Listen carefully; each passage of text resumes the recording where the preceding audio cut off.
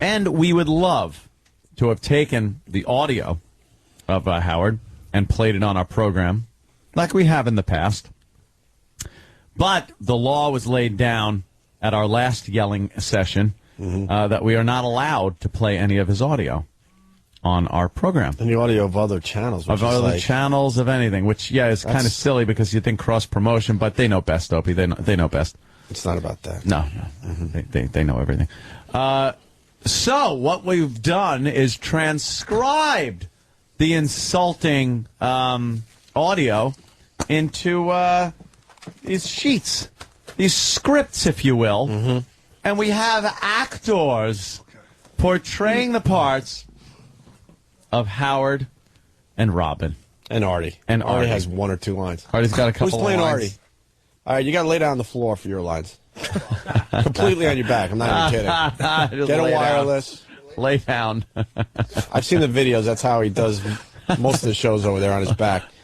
Like Jabba the Hutt? Yeah. Just kind of laying there? Is that okay? I made a little joke. Oh, shit.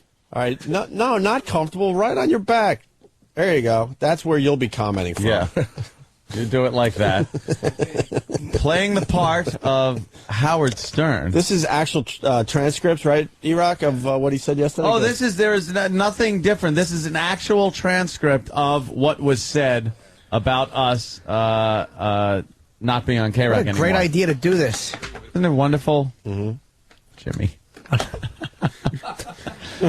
Playing the part of Howard will be our own intern David. Only the best. Yay. For the part of Howard. Only the best, intern David. We chose you for your Jewishness. Right. Pretty much.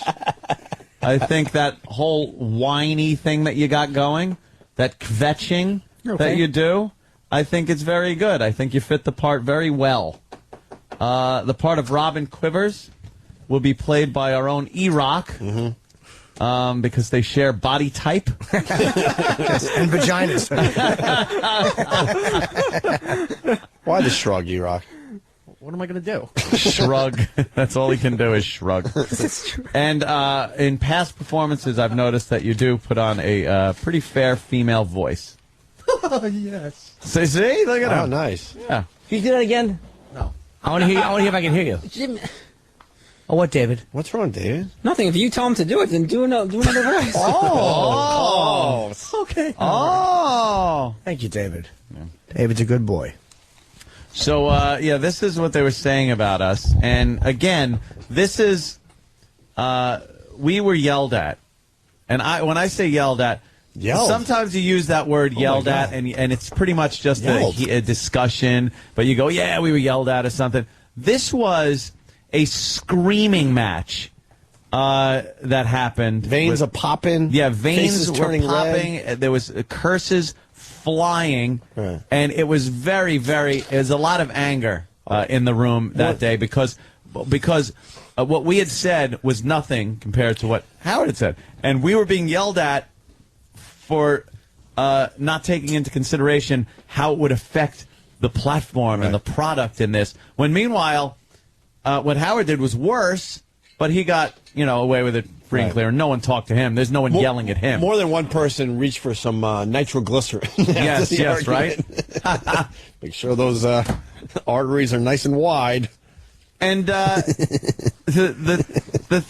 thing is, now we wouldn't even be doing this today. No. We wouldn't have mentioned Howard. We haven't mentioned him since that big yelling match thing. We just don't. We do our own show, and that's what we do. And he takes a shot, and we defend ourselves, and then we get in trouble. But here we have documented proof that he went after us yesterday. Okay. And was there a talking to, you think? You think they went in and said, hey, now, you'd leave them alone? I did. I did the right thing, and I sent out an email asking that very question. Hey, Howard, keep your goddamn hands off them. Yeah, thanks. Act one. No. Act one is O&A fired. Right. We got Artie laying completely on his back for his lousy one line. The scene starts in a darkened studio. Right. that's well protected from the rest of the company. Right. No glass offices. Right. Even though we're all one happy family working together. It's half a city block that he has. Pretty much broadcast from Batman's cave. Yes. Where him and his excuse to do black jokes, Robin Quivers, right. are sitting. God forbid he actually makes eye contact with one of the people he works with. Now, Jerry, I picture it this way. Right. The music starts. So that's how it starts. David, of course, you start this whole thing. Yes, I do. This is O&A Fired from the Howard Stern Show. Actual transcripts being read by our actors. Should we hit this like this? And So, I suppose people want me to comment on the fact that K-Rock, our former station, now has switched its going to top 40, I believe, either today or tomorrow. And, how many formats and how many months? I knew E-Rock would be perfect.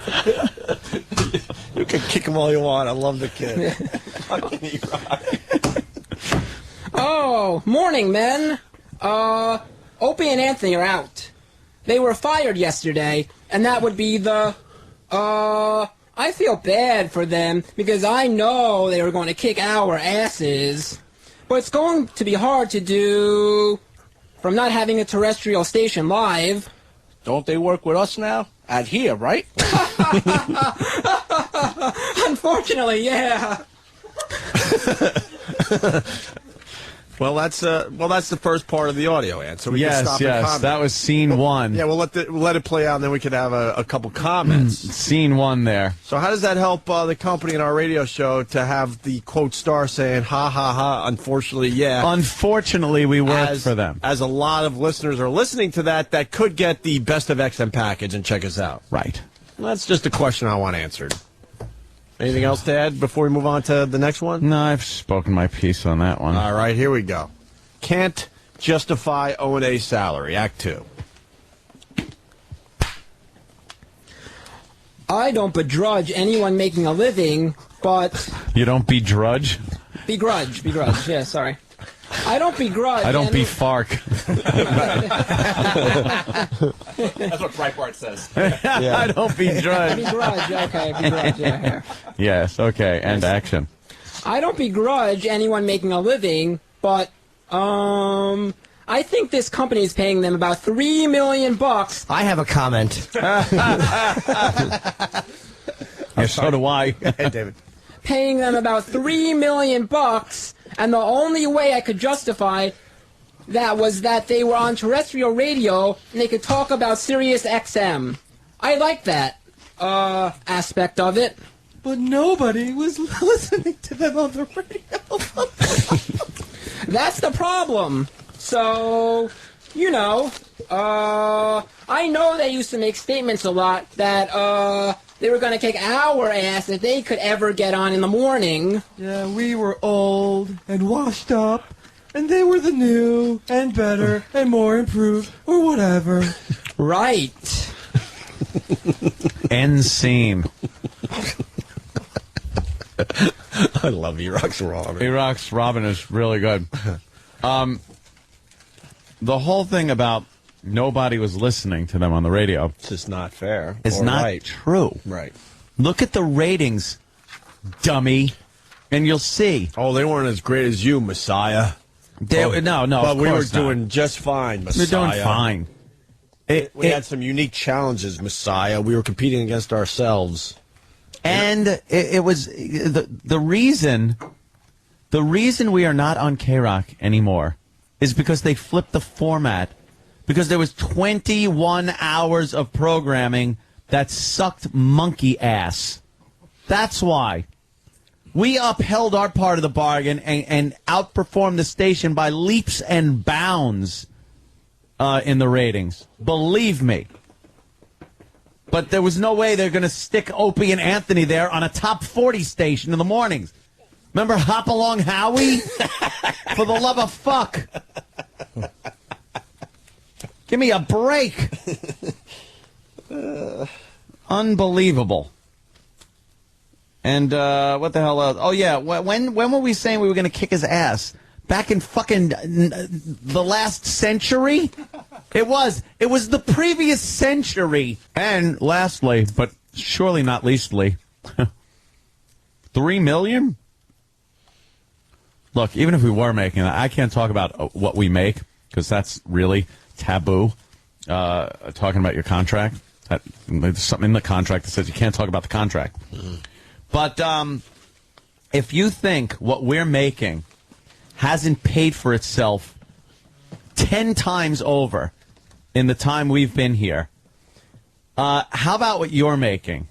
That's well-known news. I mean, everybody knows you pulled in $500 million from the company. And you don't think that's a little overinflated for what you've delivered? I don't know. I'm not privy to the numbers. I'm really not privy to the numbers. But there is a feeling that when you look at what the stock price was when you were hired and you look at it now, that there's a fucking problem. And perhaps it isn't Opie and Anthony's paycheck that's breaking the back of any fucking company.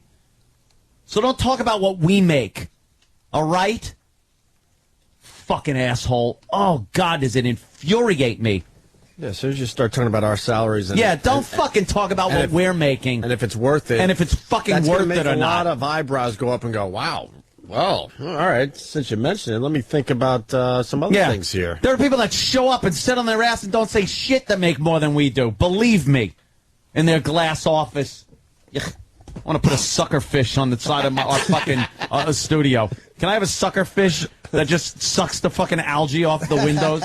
Keeps them clean? Hey, let's go to the next scene. Next scene. Act 3. Act 3. By the way, what's your name, sir? Scott. Scott. You're the old intern, I think. Yes, sir. Really old. Yes. Extremely old. Very old. Picked a great time to change. Yeah, careers. you're really proving it too this week. Yeah. Thanks. I know, right? But you're playing the part of Artie, and let it be known, because this is radio, he's flat on his back for his role. Yeah. Eating. Too bad, we can't. Whatever. Let's go. Ready, David? Starts with you again, I do believe. This is actual transcripts from what Howard was saying yesterday. Oh, what is this? What is the subject of this one? You got to read the scene. I do? The scene line, yeah, the name of the scene. It's still part 2 of our salary, I guess. Yeah. No, track 3. Yeah. That's what it says, though. Can't justify. Stop running the show, David. What are you, the director? Stop trying to top from the bottom. Christian Bale, shut the fuck up and do the part. Ooh. Ooh. What was that about? Da-da-da-da-da! Oh, Here we go. Good for Joe. So, I think when you say you're the better morning man, or you have the better show, look, here's my feeling about what's happened to terrestrial radio since we left. I guess they first brought in David Lee Roth, and and then, who was after David Lee Roth? Opie and Anthony. Oh, they were. Yeah, they came right in, yeah. It would seem to me, I would have predicted that if you're on in the mornings in New York, considering that there's nothing entertaining on whatsoever, you should do very well. I remember thinking they were in good shape, because you couldn't do worse than David Lee Roth. Right. And we didn't do worse than David Lee Roth, you liar. First of all, David Lee Roth was a complete effing disaster and lasted, I don't even know, 3 months was it, Ant? 4 months maybe? Yeah. I really don't know, I forgot. It was a disaster. Because we do try to, keep with the facts. And then we went there and lasted just about 3 years. And they were selling our show, and we had very good ratings. Not as good as The Messiah, we understand, but we were doing very well for the company. But that's his strategic move to make us look like failures and, is to lump us in with David Lee Roth. Yeah. All right. Moving on? Yep. Irrelevant. And it does aggravate me when guys go, oh, we're going to kick your ass. If we could only get on in the morning, we kick your ass. Yeah, the only reason is we're on in afternoons, old man. Yeah. We weren't even on in the morning. Nobody kicked our ass, but, you know. And the ultimate insult is that I opened up the New York Post today. There isn't one article about it. Right. That they're gone. And, it just shows you how irrelevant they are. But he failed to mention this. Whatever. I can't talk about why we're not in the Post. Believe me. Irrelevant. But we were page 2 of the Daily News. We almost made the front page of the Daily News. We were in every other newspaper. All the news stories on TV that mentioned the format change, mentioned us, and everything. I mean, a Google trend. We were like either 4th or 2nd yesterday. I mean, everyone was searching out Opie and Anthony news. It was there. It was everywhere. But this is strategic on his part to knock us down and you know, stress the fact that we're failures and irrelevant when he just knows that's not true. Newsday, whatever. I don't really count that one. Never liked Newsday. It was such a boring paper. Want to move on it? Yes. Nothing to comment there? Nothing. We said a lot earlier. All right, here we go. You know, look, I have to tell you, in a lot of ways, this is the ultimate tribute to our show. That not only, and I don't mean to pick on Opie and Anthony, Really? but everyone who has tried to replace us on whatever station you can name has failed. And now, almost all of their stations, in fact, I think every one of their stations has switched formats. Oh, yeah. Pretty much. To top 40. And I got to thinking yesterday, They had to get out of the talk business, the rock business. They've gotten out of every business. if tomorrow I announced I was going back to terrestrial radio, I could do it all over again. Oh, yeah. And I could do it with my eyes closed. It is so. It comes so naturally easy to me to win on the radio that it's not even a challenge. You know, it's easy. And as hard as terrestrial radio is now, because you can't even say anything, I still believe I could do it again. And with your hands tied, you were number one. Number one. And I wouldn't ever want to go back to terrestrial radio, because I can't tell you how sickening and life-draining it is to get your words and every thought bleeped because they're so fucking afraid of you. And they jammed in content between commercial breaks that last forever. Yeah, it was a nightmare. Wow, good acting there. That was good. Very good. That was real good. Yeah, and perhaps the reason everybody's switching formats is it's cheap. It's cheap. We're in an economic fucking free fall. And they don't want to pay talent. They're fucking firing people that were number one in their time slots. All over the country. All over. CBS was doing this. Clean fucking sweep of people so they could put in the women like you heard on that fucking promo earlier for that news piece. Big names being fired. You know, not as big as the Messiah, but big names that were doing very well in their city. Very well. It's just what's going on out there. That's what happened with us. God. They didn't want to pay us, a lot of money to continue, even though we had the good ratings. That's pretty fucked up if you think about it. I hate to sit here sounding like we're making excuses for things. I really do, but there's a difference between making excuses and clearing the fucking air of the bullshit that is being turned over by this fucking guy. Just never stops. We weren't even fucking talking about you for months. Well, we just get under his skin. Oh, he can't help it. He can't help it. All right, David. For someone who thinks he's the greatest and the best at this, he's kind of insecure. Do it all over again? A little insecure. You could do it all over again if you go to terrestrial radio. Well, go ahead. Do it all over again for about $102,000 that they would pay you. Because I think that's all they're doling out these days as far as pay goes. Hard to make that Hamptons mortgage payment on what they're paying a fucking board op. You know, and that's also like me saying, growing up I loved basketball, I really believe if I just gave up on the show, practiced a little bit, I would kick ass in the NBA. Why is that crazy to say? You're white? Nah, but you know, Not that tall. when you just yap, and you Yeah. know it's never going to happen, right? It's easy to Anyone say. could do that. I think I could be great in the NBA. That's what I say today. Number one with your hands tied behind your back. Send that- Tweet the shit out of that. Let's make that a big thing today. Tweet. Opie thinks he could be a star in the NBA at 37 years old. 37. What happened? I don't know. Somehow you stole a DeLorean. All right, what do we got? One more? Track 6. Yeah. All right. Here we go. But, today I'm gloating a little bit. Today, a little bit. Sorry, had a comment. I'm gloating a little bit.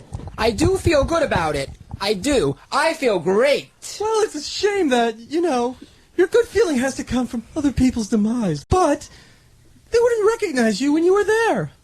It's always, been my, curse, Robin, to only be happy when I... No, I'm not saying that. I'm simply saying that that they could have recognized your skills and your talents and embraced you.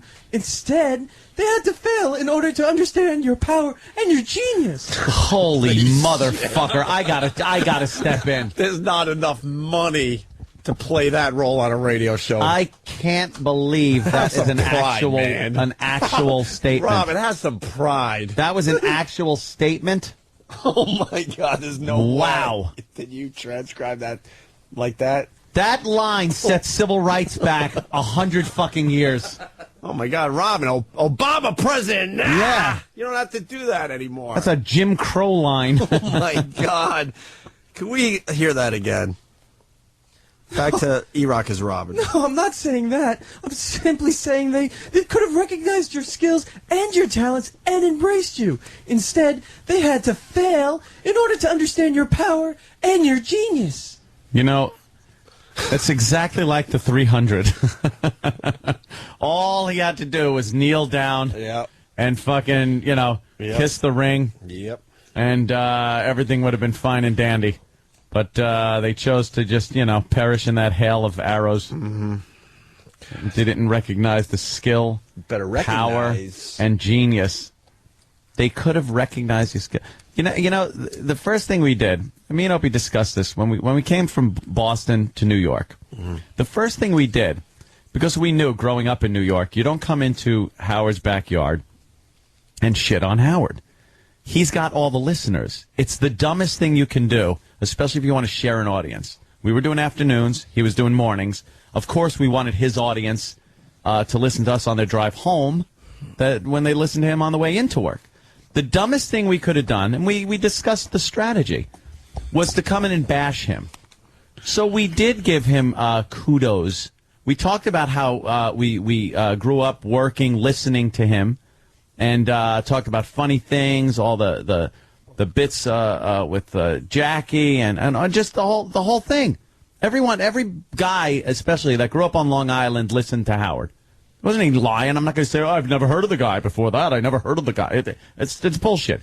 So the idea that we came rolling into town saying we're going to kick anyone's ass, which, by the way, Bubba did. Mm-hmm. His good pal Bubba did say that. Mm-hmm. He came rolling into, I think, Connecticut. Well, because they didn't have enough confidence to put him in New York originally. I'll give you the insight on that. Because he sucks. So I think it was Clear Channel at the time. They're like, well, let's test him out in Connecticut. Howard's on a station in Connecticut. We'll see how great he is. If he could hold his own in Connecticut against Howard, then we'll move him into New York. Yeah. They didn't even have confidence to bring him right into New York. No. And he failed miserably. And he went up there and just said, I'm going to kick Howard's ass.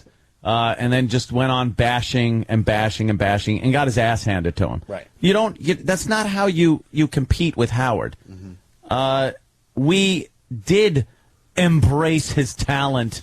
We talked about how we grew up listening to it, and it was a very innovative radio and whatever. And we just got shit on for doing that. Mm-hmm. So when we got shit on, we throw a little shit back. And it got to the point where we were throwing some really good shit back that couldn't be competed with. Well, because we're funnier and we're more clever. And it does a the great Howard bosses impression. And the bosses had to step in and stop us from talking about. Like I said, the bane of our existence through radio has been the bosses stepping in and telling us to stop talking about him. And that's what happened. That was what we got for embracing his talents and genius and power, you dunce.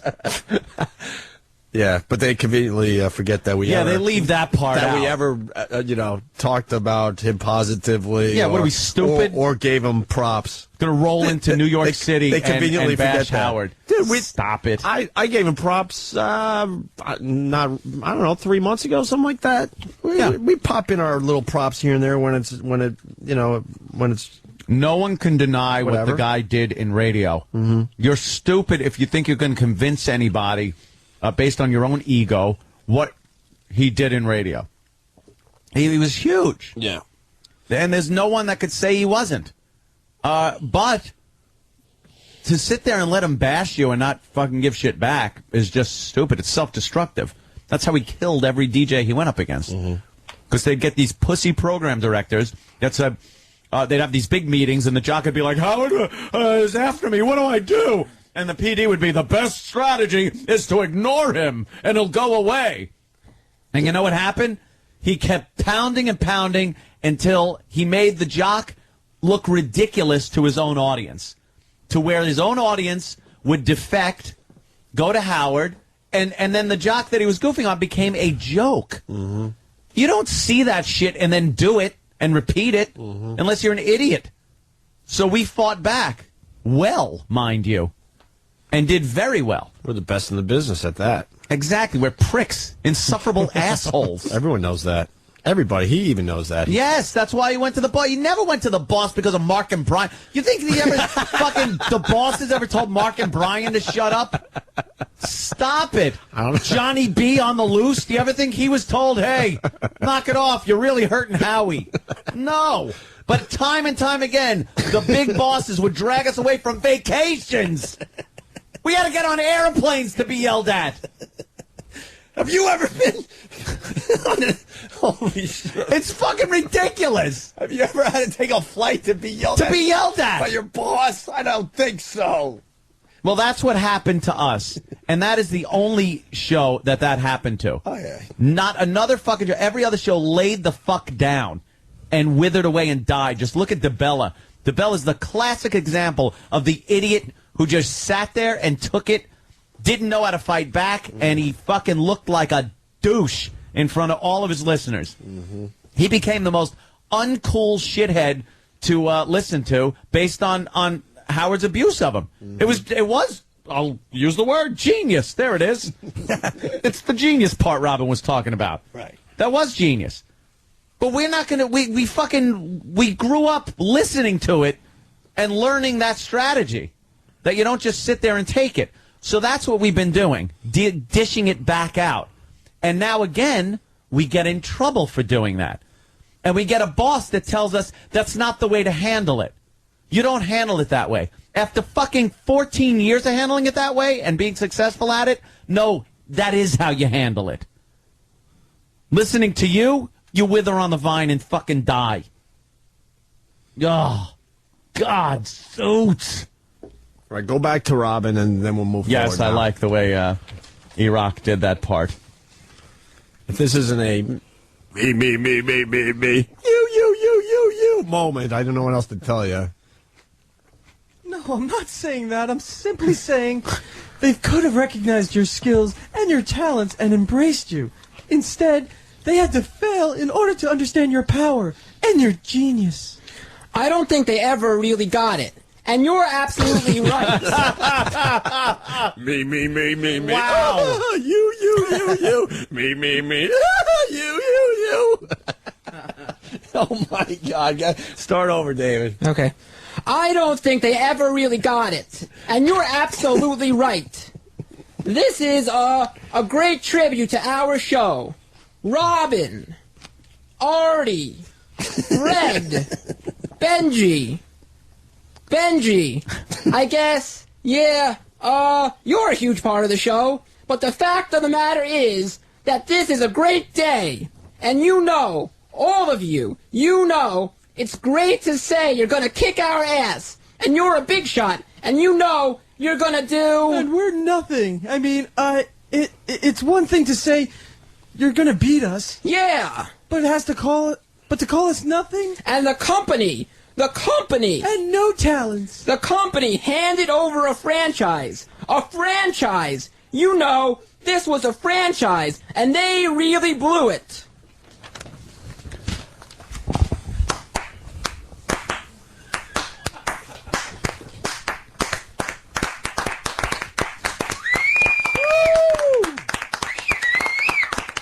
Wow.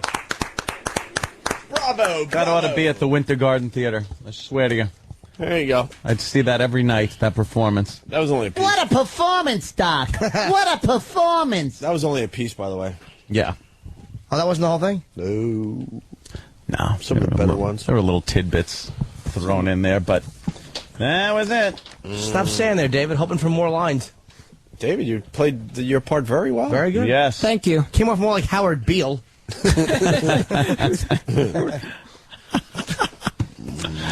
There goes David. All right. Yes. Take a break. Move on to other things, probably.